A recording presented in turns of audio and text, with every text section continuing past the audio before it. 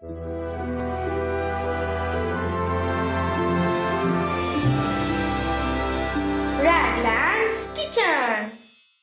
Welcome to Raglann's kitchen. இன்றைக்கி நம்ம கிச்சனில் என்ன பார்க்க போகிறோம்னா மசாலா பேபி பொட்டேட்டோ கிரேவி எப்படி சோயா செய்யலான்ட்டு பார்க்கலாம் வாங்க. இதுக்கு தேவையான இன்க்ரீடியன்ஸ்: 1/2 கிலோ வேக வச்சு தோல் உரித்த உருளைக்கிழங்கு, நறுக்கிய 5 பெரிய வெங்காயம், நல்லா நைஸாக அரைச்ச தக்காளி 4, ஒரு குடமிளகா சாப் பண்ணது, 2 ஸ்பூன் இஞ்சி பூண்டு பேஸ்ட், 2 ஸ்பூன் உப்பு, 2 பட்டை, 5 கிராம்பு, 2 ஏலக்காய், 1 ஸ்பூன் கரம் மசாலா, 2 ஸ்பூன் மிளகாத்தூள், 4 ஸ்பூன் மல்லித்தூள், 1/4 டீஸ்பூன் மஞ்சத்தூள், 1/2 மூடி தேங்காய், 1 ஸ்பூன் சோம்பு, 8 முந்திரி, 2 ஸ்பூன் பொட்டுக்கடலை, கொஞ்சம் போல் கொத்தமல்லியும், நடுவில் கீரைன 2 பச்சை மிளகா. இப்போ இந்த இன்க்ரீடியன்ஸ்லாம் வச்சு எப்படி செய்யலான்ட்டு பார்க்கலாம். இதுக்கு ஃபஸ்ட்டு நம்ம ஒரு மிக்ஸி ஜார் எடுத்துக்கலாம். அதில் நம்ம கட் பண்ணி வச்சுருக்க தேங்காயும் 1 ஸ்பூன் சோம்பையும் இதில் சேர்த்துடலாம். இது கூடவே பொட்டுக்கல்லையும் முந்திரியும் நம்ம இதில் சேர்த்துடலாம். இப்போ இதை நல்லா நம்ம நைஸாக அரைச்சி இது மாதிரி எடுத்துடலாம். இப்போ இதை தனியாக எடுத்து வச்சுக்கலாம். இதுக்கப்புறம் ஸ்டவ்வில் ஒரு கடாயை வச்சு ஸ்டவ் ஆன் பண்ணி ஹீட் ஆனதுமே 2 கரண்டி எண்ணெய் ஊற்றிக்கலாம். எண்ணெய் நல்லா சூடானதுமே பட்டை, ஏலக்காய், கிராம்பு போட்டு லேசாக தாளிப்போம். தாளிப்பானதுமே நறுக்கிய வெங்காயத்தை இதில் சேர்த்துடலாம். இந்த வெங்காயத்தை நல்லா பொன்னிறமாக வர வரைக்கும் நம்ம இதை வதக்கிக்கலாம். இந்த வெங்காயம் சீக்கிரம் வதங்கிறதுக்காக நான் உப்பை இப்பயே ஆட் பண்ணிடுறேன்.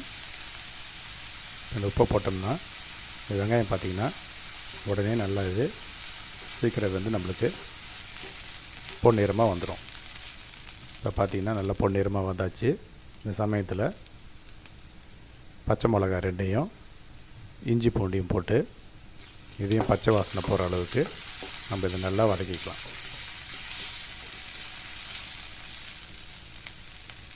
இப்போ நல்லா வெங்காயத்தை வதக்கியாச்சு.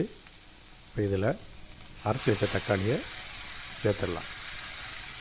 இது எல்லாத்தையும் ஒன்றா சேர்த்து நல்லா வதக்கிக்கலாம்.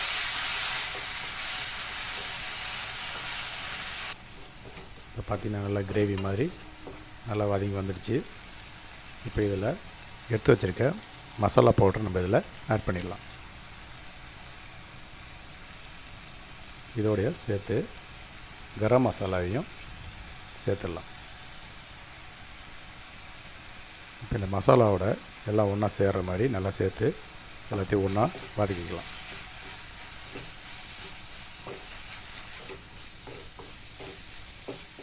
இப்போ பார்த்திங்கன்னா எல்லாத்தையும் ஒன்றா சேர்த்து நல்லா வதக்கியாச்சு. இப்போ இதில் நம்ம உரித்து வச்சு வேக வச்ச உருளைக்கிழங்க இதில் நம்ம சேர்த்துடலாம். இது எல்லாத்தையும் நல்லா கிரேவியோடு நல்லா மிக்ஸ் பண்ணிடலாம். நல்லா பரட்டி விட்டு நல்லா இதுமாரி 1க்கு 2 தடவை நல்லா டாஸ் பண்ணிக்கலாம். நல்லா உருளைக்கிழங்கோட நல்லா கிரேவி நல்லா மிக்ஸ் ஆகிடுச்சு. இந்த ஸ்டேஜில் அரைச்சி வச்சுருக்கிற விழுதை இதில் சேர்த்துடலாம். இந்த மாதிரி கிரேவியை செஞ்சு சப்பாத்தி, பரோட்டா இதுக்கெலாம் நம்ம தொட்டு சாப்பிட்டோம்னா அவ்வளோ ஒரு டேஸ்ட்டாக இருக்கும். இப்போ மிக்ஸி ஜாரில் இருக்கிறதையும் அலசி ஊற்றிடலாம். இப்போ இது எல்லாத்தையும் நல்லா ஒன்றா சேர்த்து மிக்ஸ் பண்ணிக்கலாம். நல்லா ஒன்றா சேர்த்து மிக்ஸ் பண்ணியாச்சு. இப்போ நம்ம வெட்டி வச்ச கேப்சிகம் இதில் சேர்த்துடலாம். இதையும் இந்த எல்லாத்தோடு சேர்த்து நல்லா மிக்ஸ் பண்ணிடுவோம். நல்லா மிக்ஸ் பண்ணிவிட்டு இப்போ இதுக்கு ஒரு 2லேருந்து 3 டம்ளர் தண்ணி ஊற்றிக்கலாம். அதாவது உருளைக்கிழங்கு முழுகிற அளவுக்கு நம்ம இதை தண்ணி ஊற்றிக்கலாம். தண்ணியை ஊற்றிட்டு நல்லா பரட்டிக்கலாம். நல்லா பரட்டிட்டு மூடி போட்டு ஒரு 10 நிமிஷம் நம்ம இதை லோ ஃப்ளேமில் வேக விடலாம். இப்போ 10 நிமிஷம் கழித்து திறந்து இதை நல்லா திரும்பவும் நல்லா பரட்டிக்கலாம். நல்லா அடியோடு சேர்த்து நல்லா பரட்டி தேவையான அளவு திரும்ப உப்பு போட்டு நல்லா பரட்டி நல்லா சுண்டி வர அளவுக்கு பரட்டிட்டு கொத்தமல்லி கொஞ்சம் போல் போட்டு இதையும் நல்லா பரட்டி இப்படி எடுத்தோம்னா சூப்பரான பேபி பொட்டேட்டோ கிரேவி ரெடி.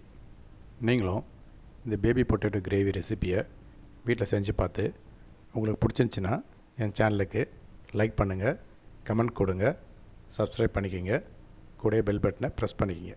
இனி வரும் சமையலில் சந்திப்போம். ராக்லன்ஸ் கிச்சன். தேங்க்யூ.